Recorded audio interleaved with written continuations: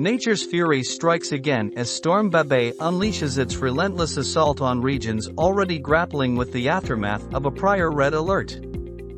In a staggering turn of events, communities are facing the daunting challenge of battling back-to-back crises.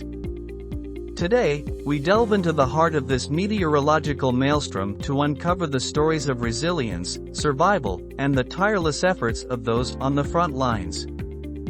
Welcome to our special coverage of Storm Babet and the second red alert in just 1 week as flooding continues to wreak havoc. The second red danger to life weather alert in a week has taken effect in eastern parts of Scotland, with torrential rain and high winds forecast across the UK. Forecasters say another 70 to 100 millimeters of rain could fall on Saturday in parts of Angus and Aberdeenshire already hit by severe flooding. 3 people have died since Thursday, when Storm Babet first took hold. Flood victims across the country remain in temporary accommodation. The new red weather warning began at midnight and will run through Saturday. Amber and yellow warnings for rain and wind cover much of eastern Scotland, while a yellow wind warning is in place for northeast England. Train services in Scotland will be badly disrupted on Saturday and lines elsewhere in the UK have been flooded overnight, Network Rail said. It warned some routes in England would be impacted, including several lines in northeast England, the Midland Main Line from Sheffield to London, widespread disruption across the Midlands, Greater Anglia services due to flooding in the Stowmarket area. Separately, the Environment Agency is monitoring Ladybower Reservoir in Derbyshire, which is close to capacity after heavy rainfall. An overspill could cause flooding along the River Derwent.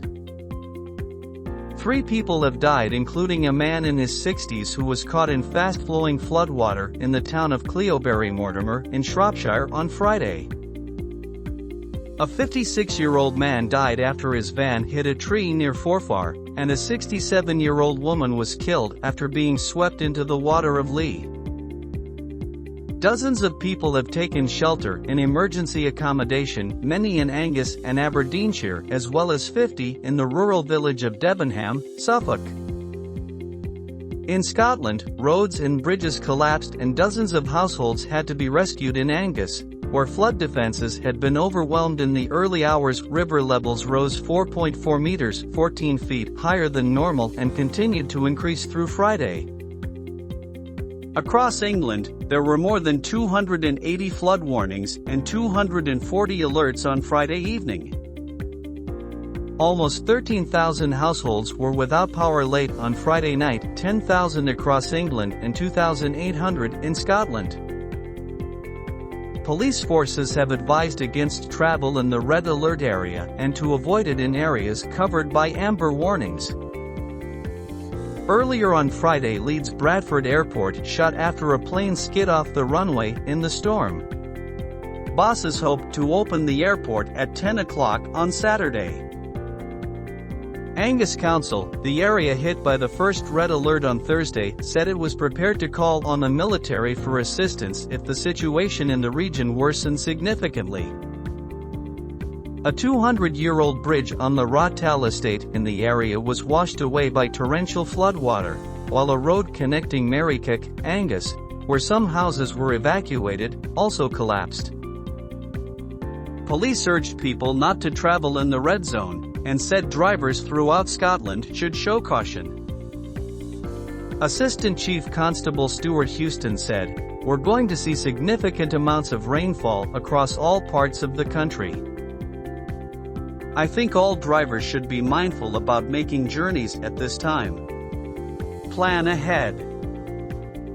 Searches are continuing for a driver who was reported to be trapped in a vehicle near Marykirk in Aberdeenshire in the early hours of Friday. Brehon in Angus was one of the worst hit areas as water levels in the River South Esk rose by 4.4 m.